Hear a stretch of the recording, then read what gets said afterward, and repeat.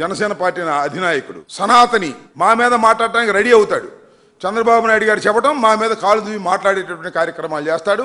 నేను సనాతని అని చెప్పి మొత్తం దక్షిణ భారతదేశంలో సనాతనాన్ని ప్రచారం చేస్తానని చెప్తున్నాడు. కానీ మన రాష్ట్రంలో గోవధ జరిగి గోవుల మాంసాన్ని ఇతర రాష్ట్రాలకు ఎగుమతి చేసేటటువంటి ఒక పరిశ్రమలాగా తయారవుతున్నటువంటి తెలుగుదేశం నాయకులు చేస్తున్నటువంటి విషయాన్ని మాత్రం ఖండించిన పాపాన పోలేదు. ఇవాళ చంద్రబాబు నాయుడు గారికి మద్దతు ఇస్తున్నటువంటి పవన్ కళ్యాణ్ గారు. కనీసం మీరైనా మాట్లాడండి స్వామి.